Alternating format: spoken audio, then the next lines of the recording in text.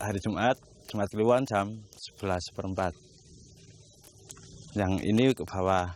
Lalu yang hari Jumat depannya yang itu sore jam 2:30. Lalu itu di atasnya itu ada seperti apa ya, kayak jantung pisang itu. Yang sebelah sini itu lalu itu ada 3 lubungan, 3 apa ya, yang tengah itu seperti kotak persegi gini. Lalu yang sebelah sana seperti nisan biasa. Ini Mas yang pertama kali. Ini kena linggis tuh. Lalu saya bersihin, wah ini batu lain daripada yang lain gitu. Lalu saya sisir terus cari sampai sini. Lalu itu ya dulu lokasi ini milik orang Kerdek. Nah, saya lapor lalu ini dibersihin, dikelihatin semua gitu. Lalu saya dan teman-teman itu membersihkannya. Lalu sebenarnya di sini ada pintu, ukuran tingginya 190, pintunya 40 kali 2, 80. Itu pintu di sini, bukan di sana tapi di sini. Saya waktu itu nggak berpikir ini hanyalah wah ini peninggalan, tapi tempat apa nggak belum tahu.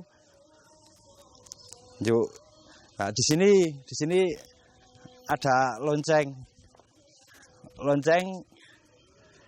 bawahnya seperti lepek itu. Isi itu nganu Sam. Di sini ada ini lonceng yang atasnya arca sapi ya.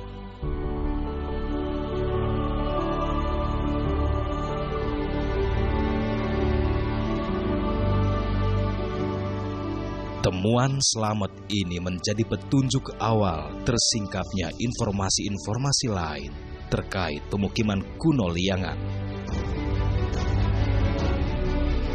Sejak 2008, tim peneliti situs Liangan Balai Arkeologi Yogyakarta telah menemukan 4 halaman.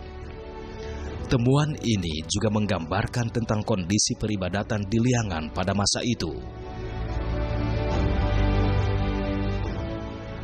Salah satu produk peradaban Mataram kuno itu kejayaannya memang bisa dilihat dari bangunan dan candi yang sangat megah, banyak dan besar-besar ya, komplek-komplek itu.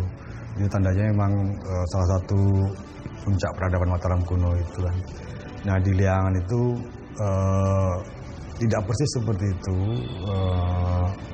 karena itu ada indikasi prahindunya, sehingga halamannya berterah 1, 2, 3, 4 yang sudah kita temukan, dan saya yakin masih ada halaman berikutnya itu. Tapi ada satu hal yang mengikat, artinya ciri-ciri Mataram kunonya yang ada di candi utama Liangan itu ya. Itu bagian kakinya, profilnya itu ada 3 profil ya, bagian sisi genta ya, kemudian setengah lingkaran dan persegi.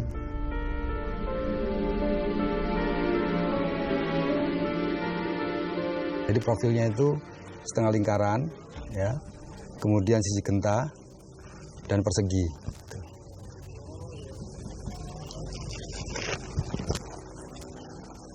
Sekitar abad ke-9, 89 Masehi. Nah ini candi utamanya. Setelah melewati 4 batur, kemudian prosesi dilanjutkan ke prosesi utama di candi 1 atau candi utama ini.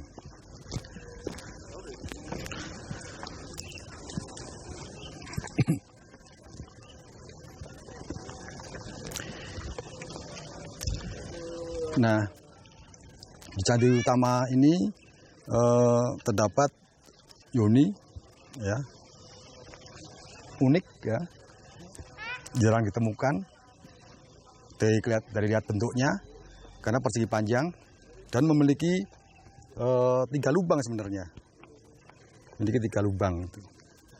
Ini adalah ceratnya. Nah, tapi satu hal yang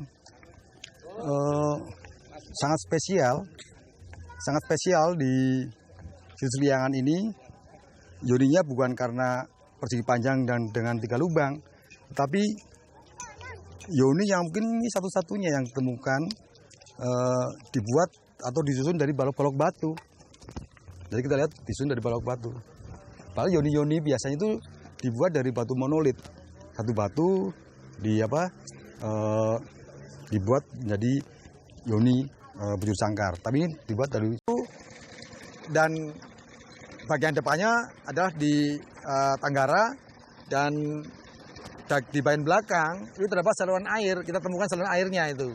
Nah, sekarang masalahnya dari mana saluran air itu berasal, itu yang belum kita temukan, karena di area belakang petirtaan ini masih ada aktivitas para penambang. Jadi masih tertutup oleh material limbah bekas tambang. Gitu. Jadi tapi nantinya akan kita telusuri dari mana sumber airnya, sehingga ada spasi di belakang petirtaan yang kita duga sebagai semacam penampungan air, kemudian akan masuk ke petirtaan ini, kemudian keluar lewat Jalan Dwara gitu. Kita mau kita cari juga gitu. Artinya leluhur kita waktu itu sudah menguasai teknologi manajemen air yang sangat bagus gitu. Artinya kalau untuk teknis yang cukup rumit ini aja bisa, apalagi untuk pertanian yang lebih sederhana tentu lebih dikuasai lagi.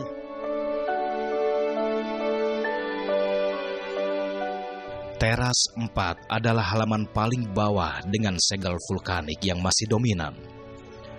Pada halaman ini juga masih banyak data tentang teknologi pengairan yang belum terungkap. Masih maraknya aktivitas penambangan membuat candi petirtaan ini kembali ditimbun. Untuk sementara ditimbun lagi karena di halaman 4 ini, halaman paling bawah, dan ada cekungan, kemudian sekitarnya masih ditambang, adalah untuk mengamankan bangunan petirtaan ini. Karena kalau tidak kita timbun, itu takutnya terganggu oleh aktivitas para penambang, dan juga yang paling kita khawatirkan adalah longsoran-longsoran material dari atas yang terbawa oleh banjir pada saat musim hujan. Kehebatan letusan Sindoro pada abad ke-10 Masehi ternyata berdampak pada peradaban di Liangan dan sekitarnya, mengakibatkan area situs Liangan tertutup sedalam 6 hingga 12 meter. Ketika pertama kali pasir panas menimpa permukiman Liangan itu kan kebakar itu, kemudian tisul abu, kemudian pasir lagi. Nah, bara yang di dalam itu tidak dapat oksigen, sehingga material organiknya itu tidak habis kan, karena tidak dapat oksigen, sehingga jadi arang seperti itu. Itu ya untuk arkeolog ya cukup menguntungkan. Nah, di atasnya baru ada sapuan awan panas. Awan panas kan badannya sangat-sangat besar, kecepatannya sangat tinggi gitu. Itu yang akhirnya benar-benar menyapu habis situs Liangan itu.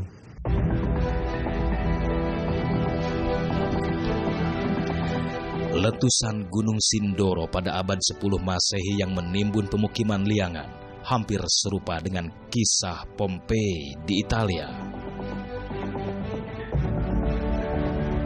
Pompei adalah sebuah kota zaman Romawi kuno yang berada dekat dengan Napoli.